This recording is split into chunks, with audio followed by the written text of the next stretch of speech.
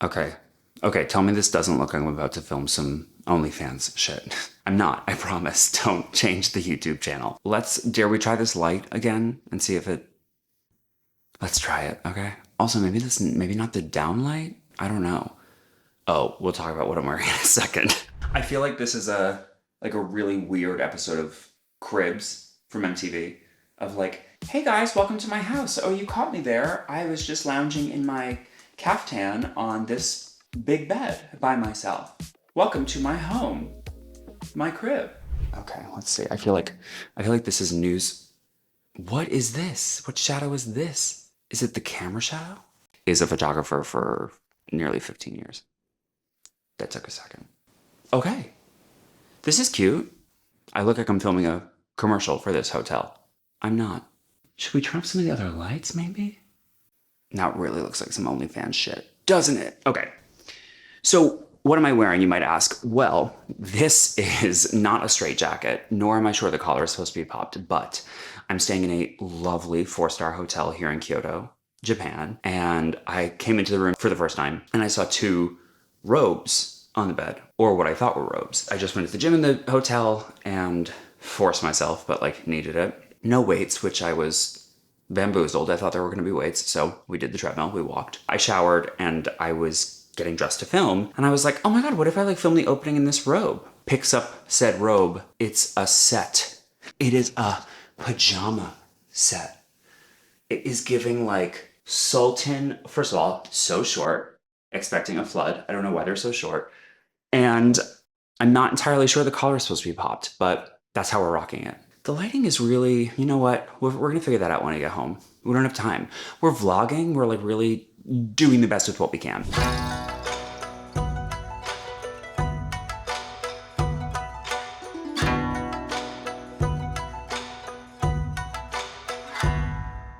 Hey y'all, it's our Japan vlog. It continues. So like I said before, we are I'm thirsty.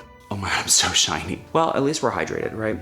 So we are in Kyoto, Japan, and it was pouring let me start at the beginning of the day. So I woke up in Shibuya, Tokyo, which we knew. I'd been there for the last few days. Said goodbye to that room, and I took an Uber.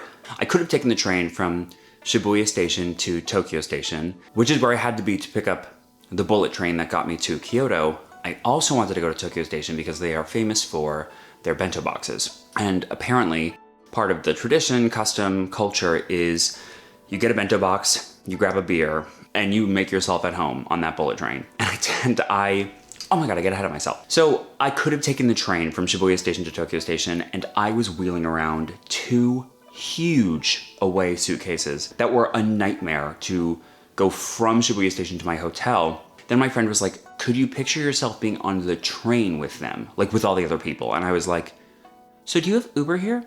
So I called an Uber, which was a taxi, and he picked me up and took me to Tokyo Station, which was the smart choice, and it was pouring. It poured all day today. Tokyo Station is massive, like laughably so. Here in Japan, they have the subway, very much like the MTA in New York.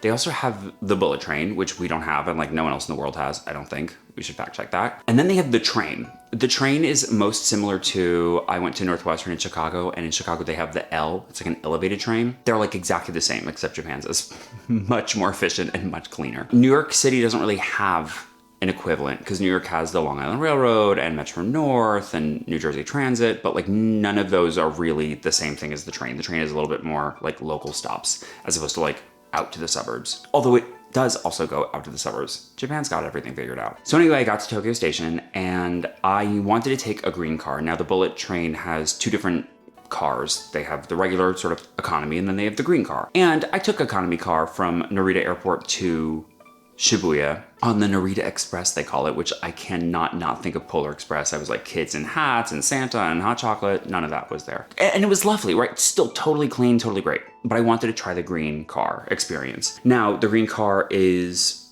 a little bougier, right? Like instead of 3 and 3 seats, it's 2 and 2.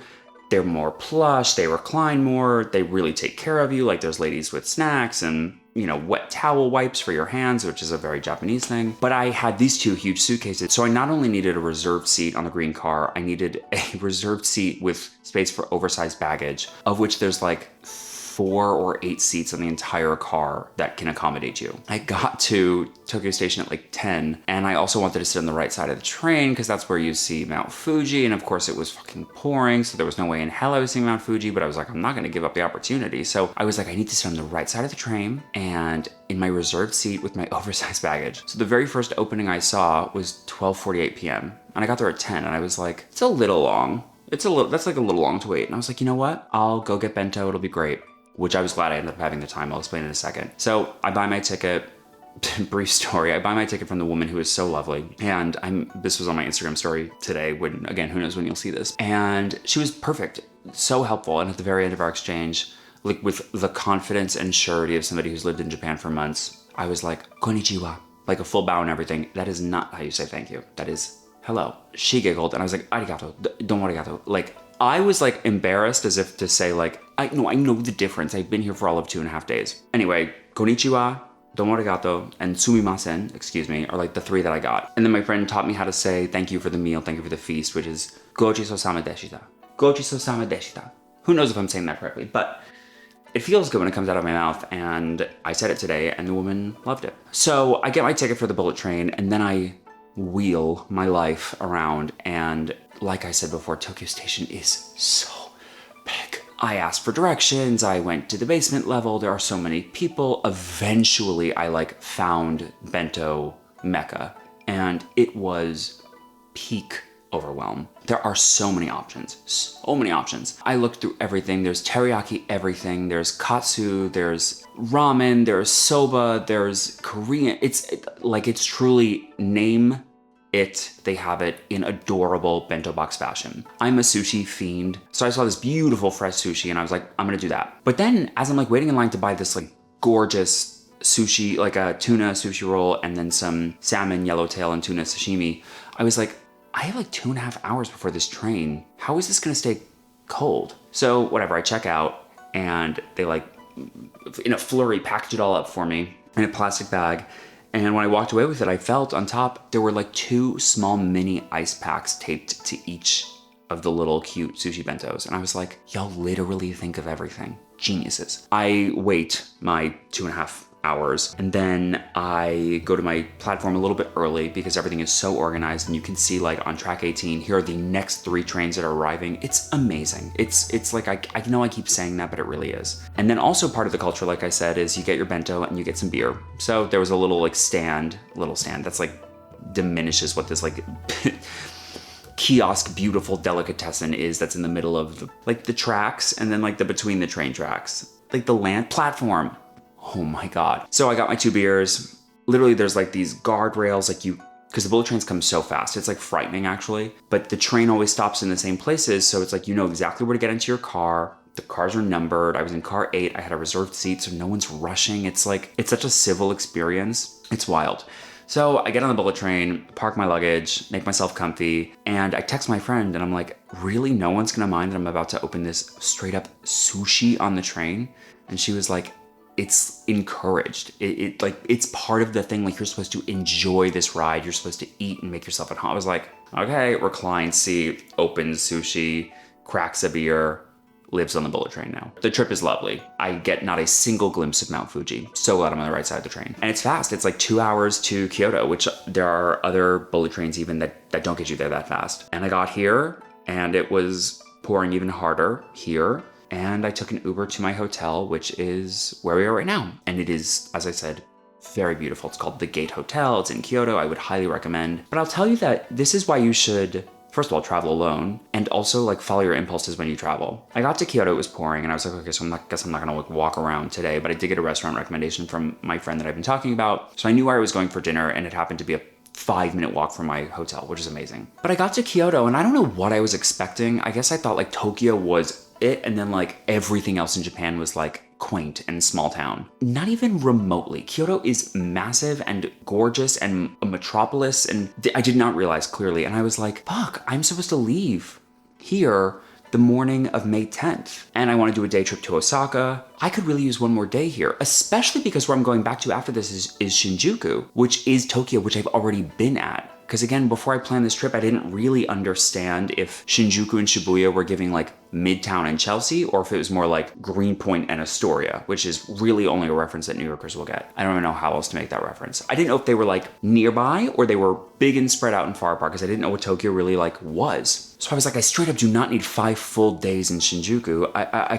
I'm sure I could spend that much time, but I was like, no, I think I should be here. I did the whole thing, so I was able to extend this reservation by a day and pull back my Shinjuku reservation by a day, which I was grateful for. So now I will have more time for an Osaka trip, which I'm really looking forward to. Because I just got here and I was like, there's something very magical about this place. I just had a feeling. Instead of sort of like squelching that impulse because I was with somebody or we were like adhering to rigid travel plans, it's just me. So I could do whatever the fuck I wanted. And so I made that executive decision very quickly, and I just decided to follow my impulse, spend the money, do whatever I had to do, move things around, and I did it. And I'm really glad that I did. I know there's gonna be things to explore. I'm really excited. Tomorrow's a nicer day. I'll go walking. I hope to maybe do like a taxi tour or something, like some sort of guided tour. I have to look tonight and see what I can book. And then dinner. So I hung out in the hotel room for a bit, explored the hotel a little, and then I got dressed for dinner. Just, jeans and a polo. And I was going for like Wagyu steak, which is where my friend was sending me. And I believe it's called sukiyaki. Let's look that up too. I really don't want to be like the blaspheme of Japanese culture. But if I'm correct, sukiyaki, I'm looking it up right now. This restaurant, first of all, was like at the very top floor of a department store. Sukiyaki, yeah. So it's this like very, very, very thin Wagyu steak that typically and culturally is made at the table by the server. I didn't do the whole table moment. I was like, I'm by myself. I'm not gonna get a whole hibachi thing going on. I mean, inherently not hibachi, right? Like, I'm sure there is hibachi here.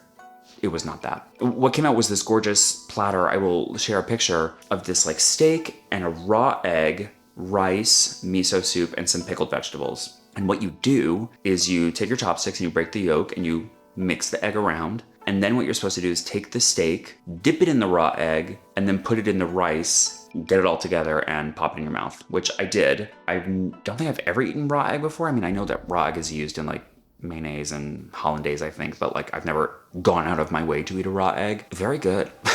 I mean, I'm not gonna make a habit of it, but like the meal was amazing. It's funny though, because there's some other cultural things in Japan, like for instance, at almost every restaurant we've been to, I think at every single one, either I've gone to or I went to with my friend, you pay like a diner, right? They would like drop the check at your table and you pay at the front. Well, that's everywhere here in Japan. And my friend explained to me that like they leave the check at your table, either rolled up or whatever, or they bring it to you at the very, very end. But it's as if to say, take your time. There's no rush here. Like whenever you're ready, you can come up to the front. And I was like, there's such thought behind everything that I've experienced here. It's funny though, because you're really not done until you just like get up and leave. It's not like they're gonna clear your plates and then you do the whole check ritual of like, have you seen that TikTok trend going around? It's so funny. It's when you like ask for the check, really funny. Towards the end of the meal, they brought me some green tea, which was incredible. The green tea here is amazing. A lovely older woman waitress came over to me. I finished the first cup of green tea, came over to me, and she like sort of gestured at the food, and I was like, as if to say like, yes, I'm done. Gojiso sama deshita. Didn't say that to her. She comes back with the pot and pours me more green tea, and I'm like, oh, domo. I'm like, okay, well, I totally love a second cup. It was delicious anyway, so this repeats one more time, and now I'm like, oh my God, I'm in a never-ending green tea cycle with this woman. We're just gonna keep drinking green tea. I live here now in this booth. I will be filled with green tea before the year's end. So eventually I just was like, I have to get up and leave because I cannot consume any more green tea. I did, I got up, I paid. I wandered around Kyoto a little bit because it was still pouring. You know you've been in Japan 3 whole days when you see a Family Mart and you're like, you know what? I'm gonna pass another one. So you ignore that one, and not that like 200 paces farther, you're like, yep, there's one on my side of the street. So I stopped at Family Mart, got myself a little pudding because I fucking love Japanese pudding, and came back here and then went to the gym. Beep, bop, bop, bop, boop, boop. And here I am. Kyoto, I don't have much to report quite yet, although I've managed to speak for a very long time because I always do. And tomorrow I will explore for real and I will report back. But I really just, that was my one big finding today of like, it is such a relief traveling by yourself. There's been moments where I was like wishing I was sharing a certain experience or a place with a person, but largely it's been such a treat just to like be misindependent. I was like, where was I? Was I on the bullet or I was in the Uber? And I was looking around, I was like, I'm in fucking Japan. And I did this, I got myself here. Like I worked hard to have the funds to do this. And I also like, I had the wherewithal, I had the sense, I had the awareness. I mean, I wouldn't say I'm the most street smart person there is out there, but like I'm doing this and I'm really navigating, and this is not an easy city when you cannot read anything and not a ton of people speak English. And I don't know, I felt proud of myself and I was like, this is really cool. Because now I think of my old, I think of friends who've traveled the world by themselves and been like, yeah, I've been to Thailand and I did, I backpacked through Europe, and I was always like, wow, it's amazing. And now I'm doing that. Not backpacking necessarily. In fact, like the opposite of backpacking, I'm like suitcasing through Japan. I have to learn how to pack less because that's the one thing I'm like, I did that wrong. So I'm really proud of me and I'm really enjoying myself. This is like kind of exactly what I needed. Vacation feels like the wrong word. I keep saying that to my friend Elán. I'm just like, vacation doesn't feel right. And I've said it to one or two friends because I am working. Like content is technically work, although I fucking love it. It does not feel like work at all. But it's also like, not sit by the pool and like zombify all day. I'm moving constantly, so it's not one of those vacations, but it's not like an all-inclusive margarita by the pool moment, but it is educational and cultural and amazing, and I'm having a great time. I really am. And I really look forward to these every day. I feel like I'm leaving the longest voicemail ever on your answering machine, but you can see my face. So it's really like I'm just sending you a FaceTime that you didn't pick up for, and I was like, I'll just fill you in. Why haven't they done that yet? I thought about that the other day. Why? That's a lie. I didn't think about that the other day, but I thought about it before. Why can't we leave video messages for people? I mean, I suppose you could take a video and text it to them, but like when I FaceTime you and you don't pick up, I should be able to leave a video voicemail. No? It would be like Apple buying Marco Polo. I know, I'm just fucking fixing the world's problems over here, What day of the week is it? It is Sunday, May 7th. Sunday? I did not even peg it for Sunday, I thought it was a Saturday. Sunday, May 7th. My birthday's in 10 days. That's another thing I've not thought about. We'll talk about that another time. But me and my new pajamas say, we love you and we miss you. And, oh look, the eyebrows are also like, I like them. I like the shape. Oh my God, I'm so shiny. I hope my shine didn't distract you this entire video. I'm just dead. I love this. I love this setup. Also, I went from horizontal stripes to vertical stripes. Wow, what poetry in my hotel rooms. Anyway, if you're having fun with this Japan thing with me, like, subscribe, leave a comment. Am I trying to be a travel influencer? I don't know, but like I'm really enjoying this. And I like eating food and telling you about it. So like, I don't know, this would be kind of fun. 2024, the year of nomadic travel, perhaps. But I hope you're well. Is 2024 the year of working all over the globe? Perhaps. Who knows? Who knows? But after Japan, I kind of feel like I can do most places. So anyway, that is day whatever it is. First half day in Kyoto, I'm not even gonna count it. And tomorrow is first full day, and I can't wait to report back. Mwah.